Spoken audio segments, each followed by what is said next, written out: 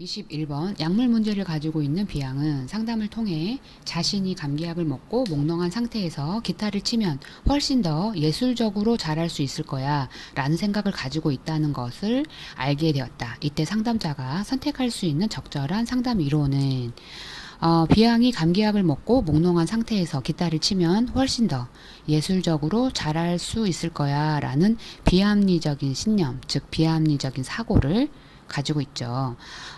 이렇게 비합리적인 신념과 사고를 가지고 있는 경우 상담자가 선택할 수 있는 적절한 상담 이론은 그렇습니다. 합리적 정서 행동 치료가 가장 적절한 상담 이론입니다. 이 합리적 정서 행동 치료는요, 비합리적인 신념을 수정하고 감정적 문제를 해결하기 위해 비합리적인 사고를 어떤 사고로? 그렇죠. 합리적인 사고로 바꾸는데 초점을 맞추죠. 비양의 신념을 도전하고 보다 합리적이고 건강한 사고 방식으로 대처하는데 효과적인 치료입니다. 따라서 상담자가 선택할 수 있는, 즉 비합리적인 사고를 가지고 있는 이 내담자를 위해서 상담자가 선택할 수 있는 적절한 상담 이론은 2번 합리적 정서 행동 치료입니다. 답은 2번입니다. 22번 다음에서 기술하는 업무를 담당하는 자는 제시된 내용을 읽어보도록 하겠습니다. 학교폭력 사안 대응 및 관련 위원회 참석, 소규모 학급 단위로 학생 눈높이 예방교육 전담, 분쟁 조정 및 가해 학생 선도 프로그램 연계 실시, 가해 피해 학생 상담을 통한 학교 적응 지원. 제시된 업무를 담당하는 자는 그렇죠. 학교 전담 경찰관입니다. 학교 전담 경찰관은요, 학교 폭력 예방을 위해서 정기적으로 학교를 방문하고 교사와 정보를 공유하죠. 범죄 예방 교육을 진행하고 학생, 학부모, 교사와 상담하고 학교 폭력 신고를 받아 처리하죠.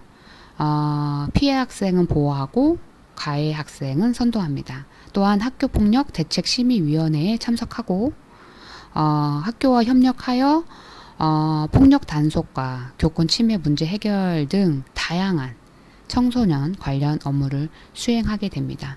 따라서 학교폭력 사안 대응 및 관련 위원회 참석, 소규모 학급 단위로 학생 눈높이 예방 교육 전담, 분쟁 조정 및 가해 학생 선도 프로그램 연계 실시, 가해 피해 학생 상담을 통한 학교 적응 지원, 이 업무를 담당하는 자는 학교 전담 경찰관입니다. 답은 3번입니다. 23번 제6차 청소년 정책 기본 계획 2018에서 2022년의 정책 기조 및 과제에 관한 내용이 아닌 것은 읽어보도록 하겠습니다. 1번 청소년 참여 확대, 2번 청소년을 존중하는 사회적 기반 강화, 3번 청소년 주도 활동 활성화를 위한 정책 패러다임으로 전환, 4번 보편적 통합적 청소년 정책 추진. 이것이 아닙니다. 이것은 제6차가 아니고요. 제4차에 해당됩니다. 따라서 23번의 답은 4번입니다. 계속해서 읽어 내려가겠습니다. 5번 차별 없이 성장할 수 있는 사회적 안전망 강화. 맞습니다. 따라서 6차 청소년 정책 기본 계획의 정책 기조 및 과제에 관한 내용은 청소년 참여 확대, 청소년을 존중하는 사회적 기반 강화, 청소년 주도 활동 활성화를 위한 정책 패러다임으로 전환, 차별 없이 성장할 수 있는 사회적 안전망 강화입니다. 4번 보편적 통합적 청소년 정책 추진은 제4차입니다. 24번 회복적 사법에 관한 설명으로 옳지 않은 것은 회복적 사법은요, 범죄와 관련된 피해자, 가해자, 그리고 범죄 사건의 피해를 입은 모든 사람의 상처를 치유하는 데 중점을 두죠.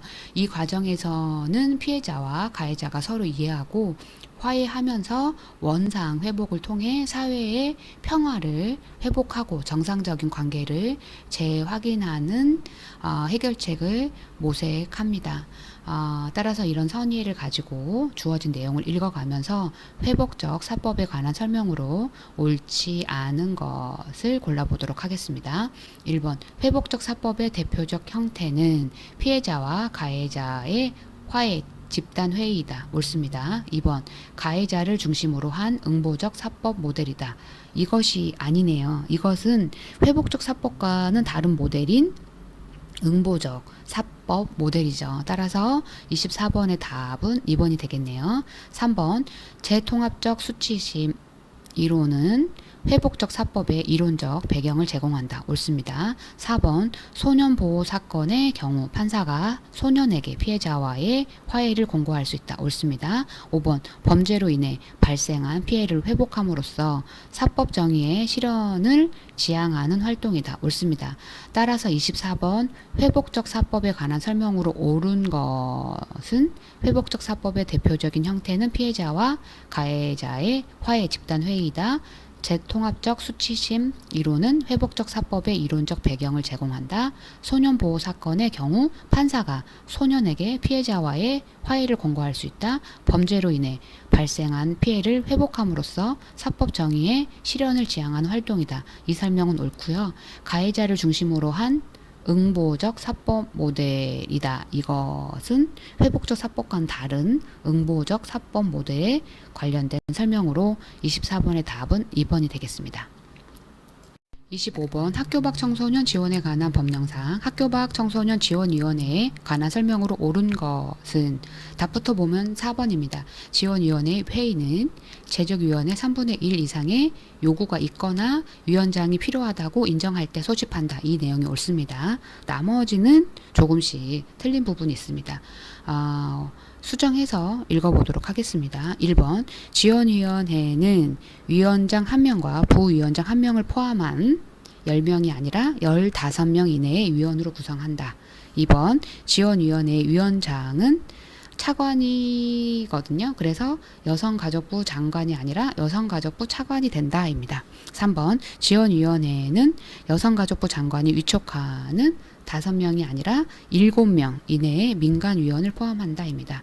5번 특정 별정직을 제외한 고위공무원단에 속하는 일반 공무원 중 소속기관의 장이 지명하는 자를 포함한다. 여기에서는 특정 별정직을 제외한 이 부분이 틀렸고요.